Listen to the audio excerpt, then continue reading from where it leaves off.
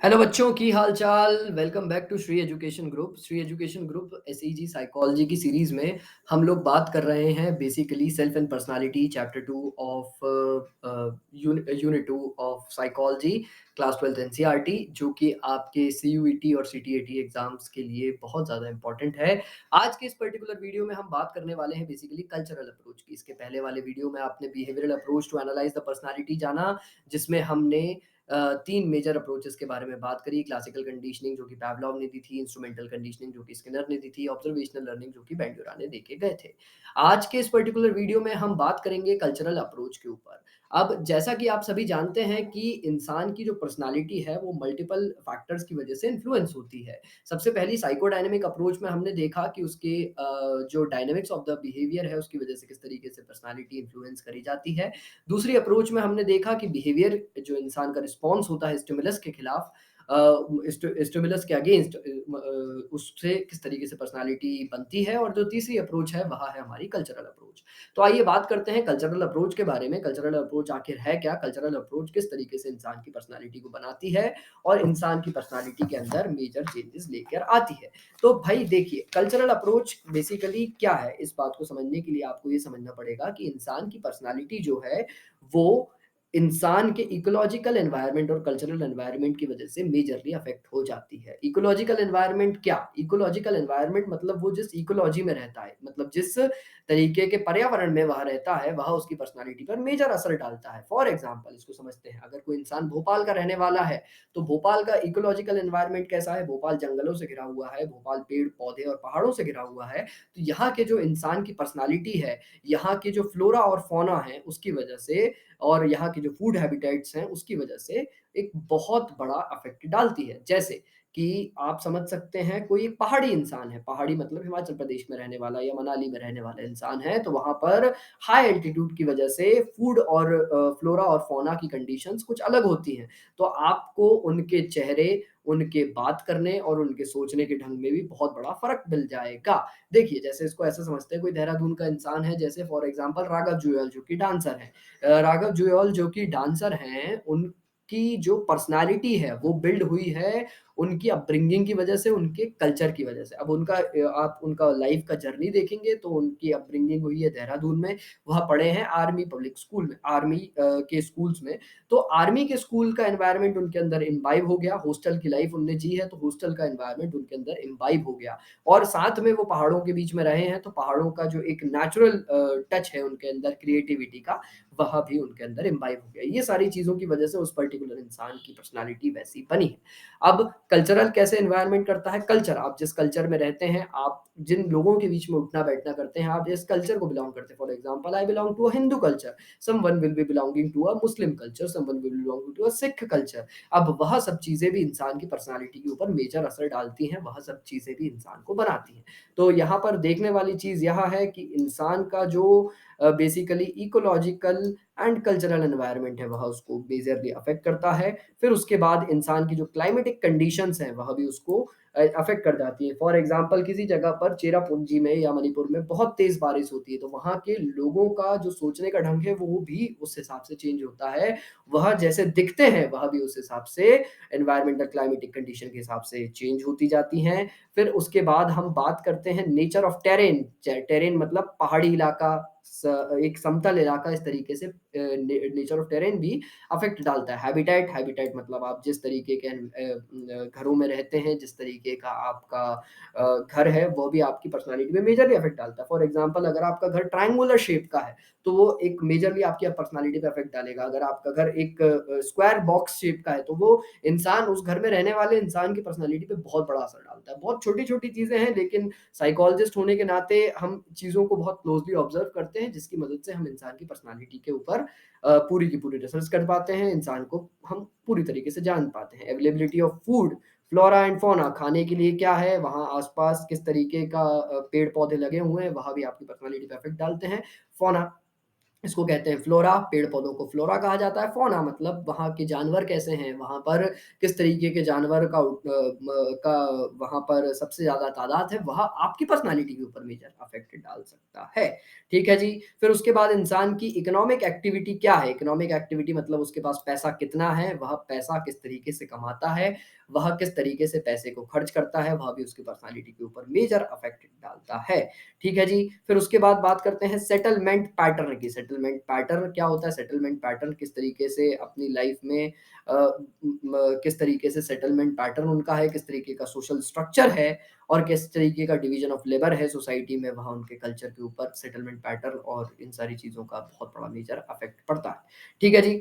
अब बात करते हैं चाइल्ड का ओवरऑल लर्निंग एनवायरनमेंट जैसा रहा है, वह भी उसकी पर्सनैलिटी के ऊपर बहुत बड़ा असर डाल सकता है। आइए अब इस वीडियो में हम लोग अगर आगे चलते हैं और समझने की कोशिश करते हैं कि किस तरीके से इंसान का कल्चर उसे अफेक्ट करता है। So taking together these element constituent a child overall learning environment, people, skills, ability, behavioral style and value priority are viewed as strongly to their features।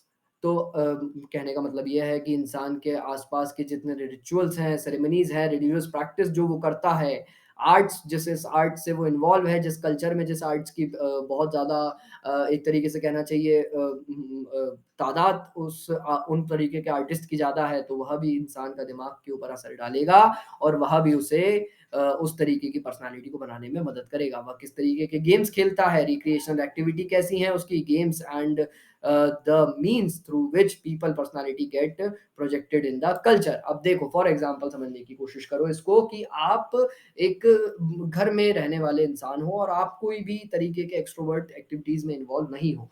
अब धीरे-धीरे आपने एक स्पोर्ट्स खेलना चालू किया, फॉर एग्ज़ाम्पल बैडमिंटन खेलना चालू किया या बास्केटबॉल खेलना चालू किया। अब ये जो छोटे-छोटे गेम्स हैं ना, ये आपकी पर्सनैलिटी के ऊपर मेजर इफ़ेक्ट डाल सकते हैं या आपका सोचने का ढंग, आपका चलने-फिरने और बोलने के ढंग के ऊपर भी मेजरली इफ़ेक्ट डाल सकते हैं।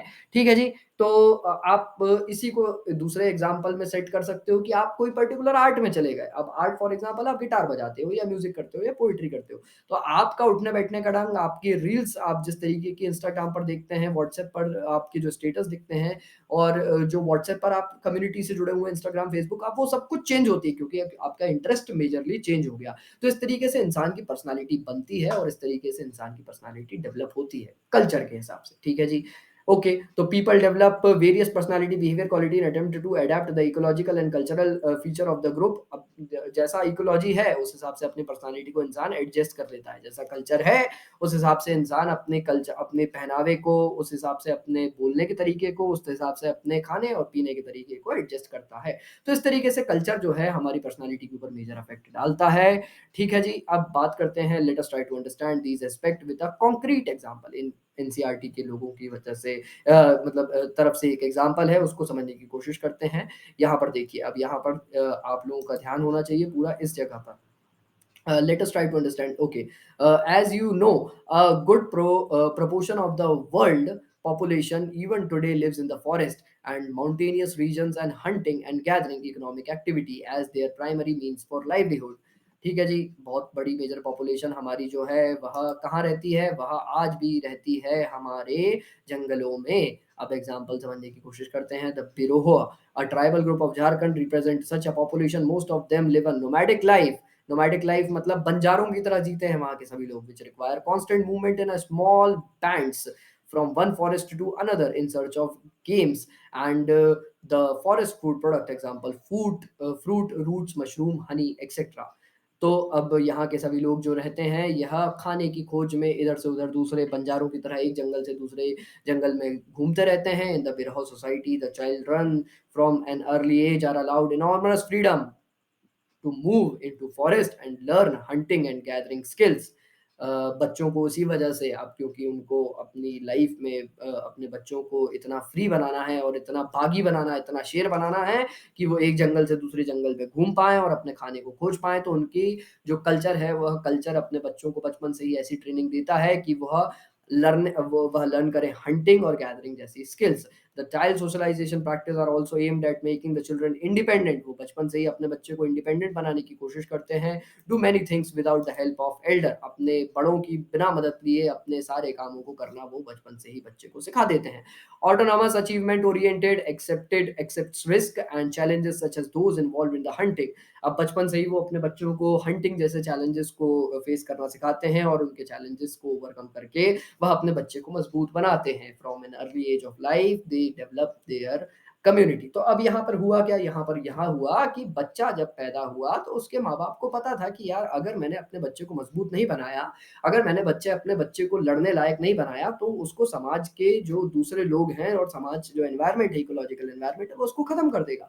तो बचपन से ही बच्चे को ऐसे कल्चर होने की वजह से वैसी ट्रेनिंग दी गई। ठीक है जी। यहाँ पर हमने बात करी कौन से समाज की, यहाँ पर हमने बात करी बिरोहो सोसाइटी के बारे में। ठीक है जी। अब आगे आगे चलते हैं, इस वीडियो में हम लोग समझने की कोशिश करते हैं एग्रीकल्चर सोसाइटी में किस तरीके से काम होता है। In agriculture society children are socialised to be obedient to elder, nurturant to the youngster and responsible to their duty. अपनी रिस्पॉन्सिबिलिटी बचपन से ही एग्रीकल्चर सोसाइटी में बच्चों को सिखा दी जाती है कि भाई आपको अपने एल्डर्स की रिस्पेक्ट करना है, आपको रिस्पॉन्सिबल बनना है, आपको एक घर चलाने लायक इंसान बनना है, क्योंकि हमारे पास खाने पीने के लिए तो खेती है, हमें जंगलों में तो भटकना नहीं है। तो अब आप अपने घर की रिस्पॉन्सिबिलिटी लीजिए, अपनी वाइफ अपने बच्चों के लिए पालने पोसने लायक इंसान को बनाया जाता है। Since these behaviour qualities make people more functional to the agriculture society, they become dominant feature of the people's personality। अब क्योंकि एग्रीकल्चर सोसाइटी में खाने पीने की तो दिक्कत है नहीं, खाना तो आ ही रहा है, खेती किसानी तो है ही, तो दूसरी जो respect to elders, obedient to elders और अपने बच्चों का पालन पोषण करने वाली क्वालिटीज एग्रीकल्चर सोसाइटी में बढ़ जाती है। वहीं जो फॉरेस्ट वाले जो आदिवासी कैटेगरी के लोग हैं उनके अंदर वह क्वालिटी कम हो जाती है। ठीक है जी। तो they become dominant feature of the people personality, the concept of the independence, autonomy and achievement, which are more functional and thus highly valued in the hunting gathering society। Okay ji, because of different economic pursuits and cultural demands, children in hunting gathering and agriculture society will develop and display different personality pattern, क्योंकि उनके रहने खाने और बोलने का ढंग अलग है, क्योंकि उनका इकोलॉजिकल और कल्चरल पैटर्न अलग है। इसी वजह से जो एग्रीकल्चर सोसाइटी का इंसान है वो एक अलग पर्सनालिटी के साथ डेवलप होता है, और जो हंटिंग और गैदरिंग वाला कैटेगरी का इंसान है वो एक अलग पैटर्न से डेवलप होता है। ठीक है जी। तो इस पर्टिकुलर वीडियो में हमने बात करी कल्चरल अप्रोच के बारे में, जो हमें बताती है कि इकोलॉजिकल और कल्चरल एनवायरनमेंट इंसान का किस तरीके से पर्सनालिटी को डेवलप करता है और पर्सनालिटी पे अफेक्ट डाल सकता है। इसमें पर्टिकुलर वीडियो में हमने भी यह भी जाना कि किस तरीके से रिचुअल, सेरेमनी, रिलीजियस प्रैक्टिस, आपका आर्ट्स और आपके गेम्स आपकी पर्सनालिटी को डेवलप कर सकते हैं। अगले वीडियो में हम जानेंगे ह्यूमनिस्टिक अप्रोच के बारे में। अगर आपको यह सीरीज अच्छी लग रही है, यूट्यूब पर पसंद कर रहे हैं आप इस सीरीज को, तो आप ज्वाइन कर सकते हैं सीयूईटी स्पेसिफिकली साइकोलॉजी के लिए एक पर्टिकुलर बैच, जिसमें हम पर्टिकुलरली साइकोलॉजी के ऊपर फोकस करके सीयूईटी स्पेसिफिक एग्जाम के बारे में पढ़ते हैं, जानते हैं और उस एग्जाम को क्रैक करने के लिए आपको ट्रेनिंग देते हैं। तो यह था पर्टिकुलर वीडियो। और एक और खुशी की बात मैं आपको बताना चाहता हूँ, हम लोगों का आज एक दूसरा चैनल भी चालू हो चुका है स्पेसिफिकली नीट यूजी के एस्पायरेंट्स के लिए, जिसमें हम पर्टिकुलरली बात करने वाले हैं नीट यूजी के एस्पायरेंट्स की मेंटल हेल्थ के बारे में, और साथ में हम वहां पर उस पर्टिकुलर चैनल पर पढ़ने वाले हैं बायोलॉजी, और हम लोग कोशिश कर रहे हैं कि फिजिक्स और केमिस्ट्री के भी पर्टिकुलर फैकल्टीज हम उस पर लाएं और नीट यूजी का एक कंप्लीट कोर्स आप सभी लोगों के लिए लॉन्च करें। सो बने रहिए श्री एजुकेशन ग्रुप के साथ, बने रहिए मेरे यानी धनंजय पांडे के साथ। हम मिलेंगे अगले वीडियो में, तब तक के लिए आप एक छोटा सा कमेंट छोड़ के जाइए। अगर आपको यह सब चीज़ें पसंद आ रही है तो लाइक करिए, और किसी ज़रूरतमंद इंसान तक यह पर्टिकुलर वीडियो को पहुंचाइए जो कि साइकोलॉजी पढ़ने में इंटरेस्टेड है, और दूसरे चैनल को भी जाके सब्सक्राइब करिए जो कि आपको नीट के लिए स्पेसिफिकली गाइड करेगा। ठीक है, मिलते हैं अगले वीडियो में। बाय बाय, तब तक के लिए थैंक यू सो मच।